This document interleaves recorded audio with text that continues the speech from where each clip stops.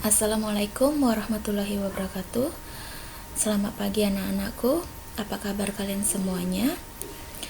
Nah, di sini bertemu lagi dengan Ibu Desi yang akan siap memberikan materi ekonomi kelas 12 IPS. Nah, untuk pertemuan pertama kali ini kita akan membahas kontrak materi ekonomi kelas 12. Nah, kira-kira apa aja ya yang akan kita pelajari dalam satu semester? Nah, di sini sudah Ibu buatkan kontrak materinya. Dalam satu semester kita akan membahas 3 bab. Bab yang pertama yaitu akuntansi sebagai sistem informasi. Nah, yang perlu kalian tahu bahwa ekonomi tidak hanya terbatas pada kegiatan konsumsi, produksi, dan distribusi saja, tapi kita akan belajar mengenai akuntansi. Apa yang dimaksud dengan akuntansi nanti akan kita bahas di bab 1. Nah, apa-apa saja bidang akuntansi itu, profesi akuntansi, dan etika profesi akuntansi, ya. Untuk di bab 2 kita akan membahas persamaan dasar akuntansi. Nah, untuk persamaan dasar akuntansi ini merupakan hubungan antara harta, hutang, modal yang dimiliki oleh perusahaan, ya. Jadi akuntansi ini digunakan sebagai dasar pencatatan pada sistem akuntansi. Artinya setiap terjadi transaksi harus dicatat seimbang dalam 2 aspek. Ada sisi kiri dan sisi kanan. Sisi kiri yang biasa disebut dengan aktiva dan sisi kanan yang biasa disebut dengan pasiva, ya. Nah, selain itu kita akan belajar tentang cara menyajikan persamaan dasar akuntansi dalam bentuk tabel. Kemudian di bab 3 ada siklus akuntansi perusahaan jasa. Nah, perusahaan jasa dan perusahaan dagang itu berbeda, ya. Jadi perusahaan jasa juga memiliki siklus akuntansi yang tidak jauh beda dengan siklus perusahaan dagang.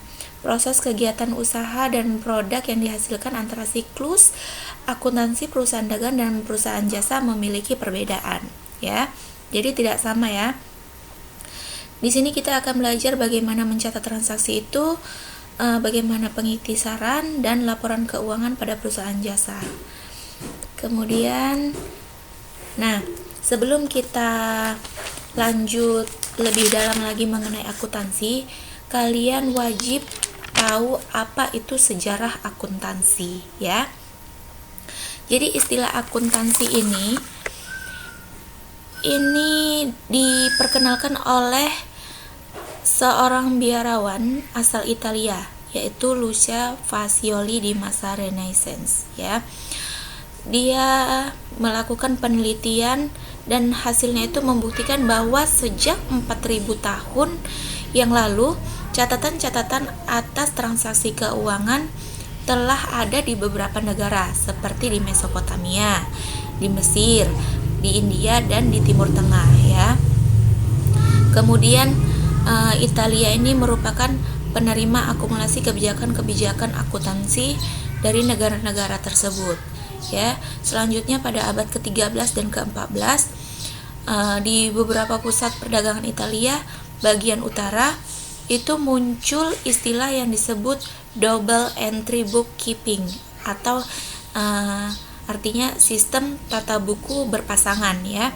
Sejak itulah muncul istilah akuntansi seperti debit, kredit, ayat jurnal, buku besar, neraca saldo, kemudian akun dan laporan laba rugi.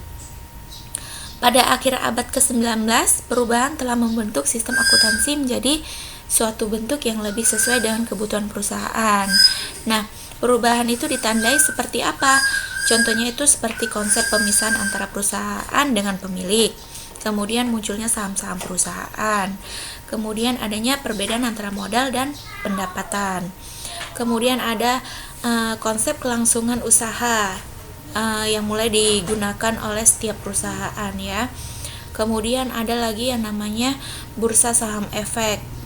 Kemudian industri dan perdagangan, ya. Oke. Ibu rasa itu saja cukup kontrak materinya. Jika kurang jelas, kalian bisa putar balik atau kalian pertanyakan sama ibu di grup ya, boleh kita sharing atau chat pribadi ya. Nah, ini sekian pertemuan pertama kita. Ibu ucapkan terima kasih. Assalamualaikum warahmatullahi wabarakatuh.